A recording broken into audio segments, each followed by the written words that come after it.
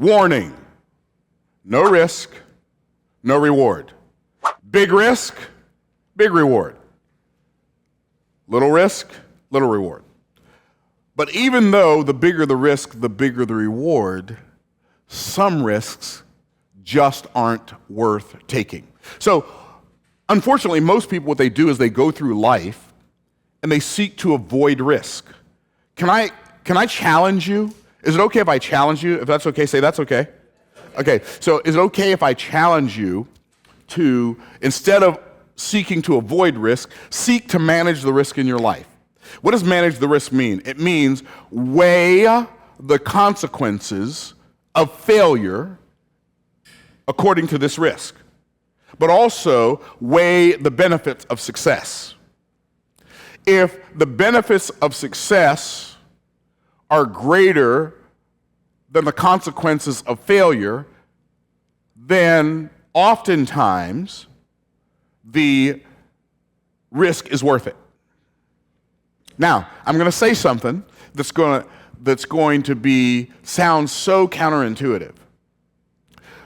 And that is, the less a person has to lose, the greater the risk they should be willing to take in order to gain.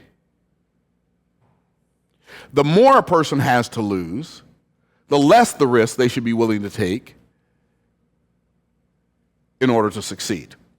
Okay? So the greater the risk, the more protection you should put around what you have. The less you have to lose, the more you should be all in on a risk that has a great reward. So that's the premise before I start reading. So here's what it says. Ecclesiastes, by the way, was written by King Solomon at the end of his life, after he came back to his senses and he came back to the truth of God's principles. And Ecclesiastes, he's warning us that the whole theme of the book of Ecclesiastes is, if you live your life for life under the sun, you've wasted your life and tortured yourself. So if you want to understand what it means when it keeps saying all is vanity and vexation of spirit, this also is vanity and vexation of spirit. This also is vanity and vexation. This also is vanity means you've wasted your life. This is a waste. Vexation of spirit means you've tortured yourself, right? And so the whole theme of the book of Ecclesiastes is, if you live your life only for this life, then you've wasted your life and tortured yourself. But that's a picture. That's a picture of the concept of time and eternity. Before I even get into that, see, I told y'all my brain was racing this morning, so it's like it's going to be going down a lot of. We might end up with some rabbit pelts laying around the room. So the greater the risk at the beginning of his life, he was completely yielded. In fact, he was so yielded that he offered 1,000 burnt offerings unto the Lord. And a burnt offering is a picture of total sacrifice. What's sacrifice? Sacrifice is letting go of something of a lower nature so you can take a hold of something of a higher nature, because you can't hold both, right? And so Solomon was willing to do that at the beginning of his life, at the beginning of what we would call his career, right? He was willing to do that. In the middle of his life, or in the middle of his career, he became so successful that he began to believe his own press. And he began to believe that he was who he was because of himself, instead of realizing that he was who he was in spite of himself. When he got started, he realized that if he had any hope at all, it would be in spite of himself. And after he became successful and received the blessings of following the principles he followed, he thought it was because of himself, and then he began to disregard the Word of God. And if you go read the book of Deuteronomy, chapter 17, it tells that the responsibility of the king was to study the Word of God and to write it out, to read it and to write it, which, by the way, that's called a clue. Two of the things that you can do that will increase your cognitive ability, your ability to think, are reading and writing. Three things: reading, writing, and communicating. Read more, write more, speak more. Read more, write more, speak more, right? Those things will enhance your cognitive ability, because what will happen is you'll write something down that you think was clear. You'll go back and read it 3 days later and you're like, wow, that was a word salad, right? And then you'll go fix it and then it'll get better. And so King Solomon is writing this at the end of his life, and so the whole theme of Ecclesiastes is this: if you live your life for life under the sun, you've wasted your life and you've tortured yourself. And then he says, let us hear the conclusion of the whole matter. Last two verses of the book of Ecclesiastes. Let us hear the conclusion of the whole matter. Fear God, keep his commandments, for this is the whole duty of man. For God will bring every work into judgment and every secret thing. So I'm supposed to live my life like it matters. Okay, so in the light of time and eternity, so when I sacrifice the present on the altar of the future, that's what I do when I'm taking a risk right now for a future gain. I'm sacrificing current pleasure on the altar of future benefit, right? I'm sacrificing now on the altar of the future. When I sacrifice my future on the altar of now, I waste my life.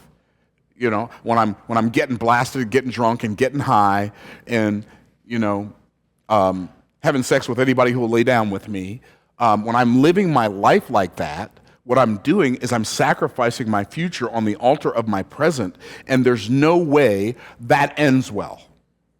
Are y'all tracking? Okay, so let's read. Here's what it says. In Ecclesiastes 11:1. Cast thy bread upon the waters, for thou shalt find it after many days.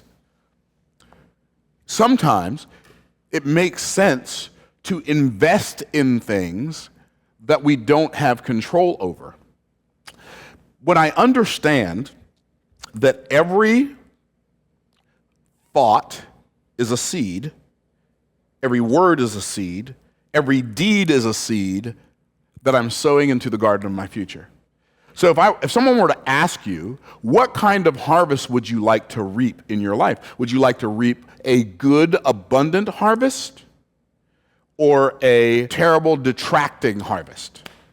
Which one? Which one would you rather? The first one or the last one? First one. So then if I'm going to reap a future abundant harvest, I have to make sure I'm sowing present, abundant, good seeds. I have to make sure that the seeds that I'm sowing as thoughts in the garden of my mind are good seeds. That's why it's so important to read. I have to make sure that the seeds that I'm sowing as words that I'm speaking to the people that I'm communicating with are good seeds. So I don't cuss. I don't curse. I don't swear. I don't cuss people out. My son is 33, I think, and my daughter's 32. They've never heard me use profanity in their lives. And I know they haven't because I haven't heard me use it in their lives. Now, before they were born, when I was a teenager, before I came to Christ, some whole lot of bad seeds came out, right? But not anymore. Why? Because how I talk should change, how I behave should change, how I think should change, how I respond should change. In fact, I should change from reacting to responding, and there's a difference. So cast your bread upon the waters, it will return after many days. There are investments that I make that produce, in fact, I better check this trade right now. There are investments that I make that produce a harvest based on the seed that I've sown. And so you too, whether you think you're investing or not, you are. You're either investing in a future that's going to be bright or you're investing in a future that's going to be dark. Even inaction is an investment in your future. Like not doing anything is an investment. It's an investment of nothing, which means you get to reap what? Since everything reproduces after its own kind, you get to reap nothing. Right? Cast your bread upon the waters, and it will return after many days. So a couple things we see about this. Sometimes we have to let go in order to grow. That's one thing. That's one of the principles we see in this verse, right? We cast upon the waters. I don't have control over the waters. And I only have control over the bread before I cast it. It didn't say it might return after many days. It will return after many days. Now, I love the fact that it said it will return after many days. It doesn't return tomorrow, which is showing us we have to abandon our affinity for immediate gratification. Sometimes the best thing to do is to say no to the thing we desire to do.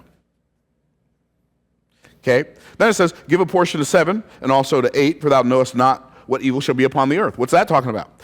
I believe that what that's showing us, it's showing us, in the words of Art Williams, he used to say, you got to pretend everybody's got a flashing sign on their chest that says, say something good to me, make me feel special, I want to be somebody.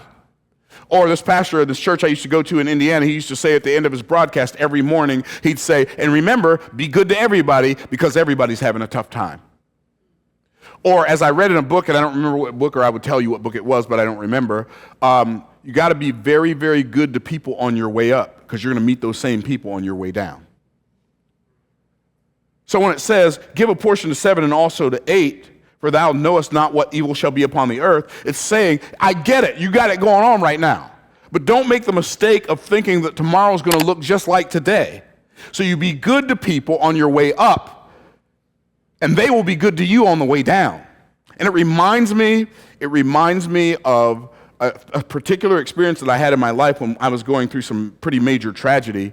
And back in 2000, I built a business, was really successful, made millions of dollars, and then proceeded to make some unmanaged risk decisions that caused us to basically flush it all down the toilet. It's all gone. Like, all the millions are gone. The $1 million house is gone, and we paid $1 million and sold it for $600,000. The Mercedes S550, they didn't have to repo it because I MePo'd it. You know what MePo is, don't you? That's when I was like, you don't have to come get it. I'm going to bring it back to you, right? I MePo'd it. Okay, took the car back, and basically went broke, and I lived on borrowed money for 2 years. I have a friend who loaned me $4,000 a month for 2 years to live while I was figuring out how to bounce back. Why would somebody do that? Because when he was on his tough times, my family was a blessing to his family. But he had been a blessing to me before that, and it just keeps going around and coming around. And he said to me one day, he said, I'm glad that when I was down, the Lord let you be up, and when you were down, the Lord let me be up. He said, one of these days, we're both going to be up at the same time. Right? Okay, I'm going to keep reading. Okay, it says, if the clouds be full of rain, they empty themselves upon the earth. And if a tree fall toward the south or toward the north, the place where the tree falleth, there it shall be. You know what that means? You are not going to discover the reason for everything. Some things just are. See, and what happens is, like, you're going through a difficult time. You say, I got to find the place I messed up. Well, sometimes you got to find the place you messed up because sometimes you just messed up, right? But that's not always the case. I got a call from a friend of mine recently. One of my past clients, he's like, Myron, and I won't mention his name because I don't have permission to do that, but he's like, our business was doing really, really well. This is a guy who basically watched our Bible study for a couple years and made his entire team listen to our Bible study, and they grew their business to like $2 million a week in revenue. Now, obviously, they had expenses with that, but $2 million a week for a medical business is a lot of money. Oh, no, it wasn't $2 million a week. I'm sorry. It was $2 million a month. $2 million a month. That's $24 million a year. That's significant. But his dad was the physician. He and his brother were the marketers. And his dad was killed in a car accident. He's like, Myron, I hate to bother you, but I don't know who else to call. Do you have any ideas that can help us? Right? Because like our business is hemorrhaging money. We got about 2 months worth of cash left, and a bunch of people who bought programs from us want refunds because my dad was the face of the business and he's gone. And I said, well, you know what? I've got a friend who's a doctor. He's the smartest doctor I know, and he's also one of the most brilliant marketers I know, and he may be interested in partnering with you. He may not. I'll text him and see if he is. I texted him. The doctor was like, oh, wow, it just so happens we're going through X, Y, and Z right now, and we were looking for something that was going to replace because this other business partner took advantage of us and took all this money and blah, blah, blah. And so I connected them, and now they're working together, and it's probably going to be bigger than either one of them could have ever done by themselves. But, a lot of times you might say, well, why did his dad die in an accident?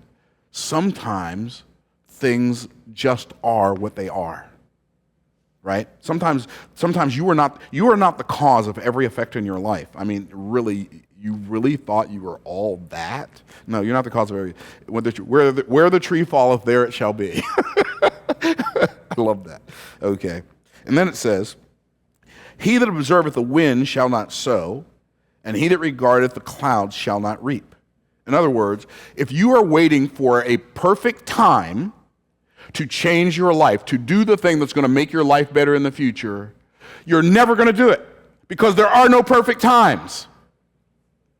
How many of y'all tracking? There are no perfect times.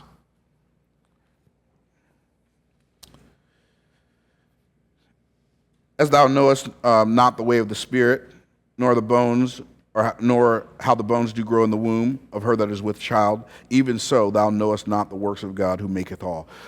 Like, we can sometimes know what God is doing. Why? Because he gave us a bunch of conditional promises, right? And a bunch of conditional principles. We can't know all that God is doing. I'm going to talk more about that a little bit later on. So then it says, because of all these things I just named, like cast your bread upon the waters, sacrifice now on the altar of the future, because you need to be good to people on the way up and on the way down, and because sometimes things are just what they are, and because you shouldn't wait for perfect circumstances, and because you don't know how God works, in the morning, sow your seed. And in the evening, withhold not thine hand, for thou knowest not whether shall prosper either this or that, or whether they both shall be alike good. In the morning sow thy seed, and in the evening withhold not thine hand. Like, we could just go right there and just park. Because here's what's going to happen. If you're an entrepreneur, get ready to be misunderstood. Get ready for the people who see you to judge your motives as less than, because your priorities are not their priorities. But here's what the scripture says. In the morning, sow the seed. In the evening, withdraw. All you do is work. You're so obsessed. Right? How many of y'all have heard that, right? You're so out of balance. Out of balance? I know some people are not. I know some people aren't going to like what I'm about to say. But if you're broke, you do not deserve balance. Amen. What does that mean? If you're broke, you don't deserve balance. By the way, if you're out of shape, you don't deserve balance. Amen. What? You don't deserve it. What do I mean you don't deserve it? Balance is not the objective of life. It is a season in life. And it's never winter and summer in the same place at the same time. It's either when it's winter, it ain't summer. How's that for a philosophy? And I got another one for you. When it's summer, it ain't winter. But watch this. Balance is a season. What's the opposite season of balance? Focus. Focus is a season and balance is a season. And when you're in focus, you're out of balance. And when you're in balance, you're out of focus. Are y'all tracking? I mean, the very idea of focus. You take a camera and you focus it on an object. It makes everything it's not focused on out of focus. It makes it blurry. Why? Because focus distorts balance. It eliminates balance. And balance eliminates focus. And so here's why I said if you're broke or you're out of shape, you don't deserve focus. You don't deserve balance. Because you should be focused on fixing that. And you should be focused on fixing it until it gets fixed. And once it gets fixed, then you've earned some balance. Focus is the price that we pay to reap the reward of balance. And if I'm unwilling to pay the price of focus, I do not deserve the reward of balance. Focus is intense. You can throw it. Focus is intense. Focus is intentional. Focus looks like obsession to people who are out of focus. You broke in watching the game with your kids. If I was one of your kids, I'd be wondering why you wasn't working to make us not broke. Why are we watching somebody else win when we losing? But Myron, don't you want to see the game? I don't want to see the game. I want to be the game. Don't you want to see them win? I don't want to see them win. I want to be them win. But my team's playing. The only team I care about winning is the ones that got golden on the back of their jersey. And once we win, then I can go help some other folk win. But if we don't win, I don't care who wins. I don't care if the Cowboys win. I don't care if the Bulls win. I don't care if the Tampa Bay Buccaneers, the Lightning. Yeah, we've all seen it. Grown men fighting other grown men over a team, none of the players whom know either of their names. That's insane. I don't have any opinions. If I did, I'd never voice them publicly. Do you understand? It is our focus. It's the sowing the seed in the morning. But Myron, I need to play with my kids. I'm going to tell you something that will do your children much greater good than you playing with them. Let them work with you. I'm so glad my parents played with us some, but they took us to work with them a whole lot more.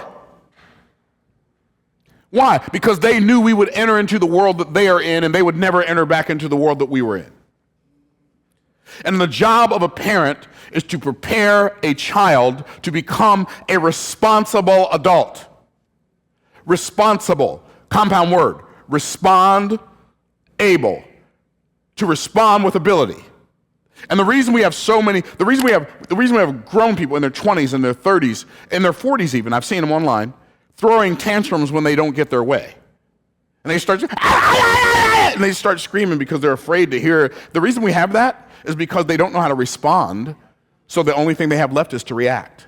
And they react like an infant with infantile behavior. It's ridiculous. Here's the reality. Here's the question we all have to answer for ourselves. Is my future worth sacrificing now for? Is my family worth sacrificing now? Is my child going to be better off when I can give them a good head start in life than they would be if I played this baseball game with them today? If I threw this ball. I'm not saying don't play with your children. Play with them. But don't sacrifice the work that needs to be done on the altar of watching your children play or playing with them. In the morning sow thy seed, and in the evening withhold not thine hand. For you know not what the day will bring forth. I'm going to read it again because I forgot. I got all excited and forgot. In the morning sow thy seed, in the evening withhold not thine hand, for thou knowest not whether they shall prosper, either this or that, or whether they both shall be alike good. By the way, I'm going to end with this. The most dangerous number in business is 1. What does that mean? You only have one client. You only have one offer. You only make one sale a month. You only have one lead. The most dangerous number in the world is 1. In the morning sow thy seed, and in the evening withhold not thine hand. For thou knowest not whether shall prosper, either this or that. See, you got to have a this or that.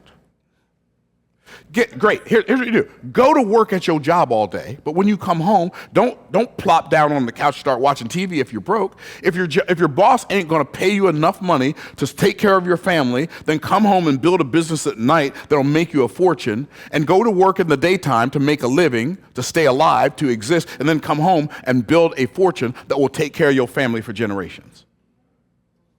Because you know not which one shall prosper, either this or that, or whether they both shall be alike good. I am so thankful that these principles are in the Word of God so that we can apply them to our lives, because the greater the risk, the greater the reward. I'm going to have to call this part 1 because I had a whole bunch of other stuff I wanted to go into, but we'll do it on a different video. All right. Peace out, my people. Stay blessed by the best.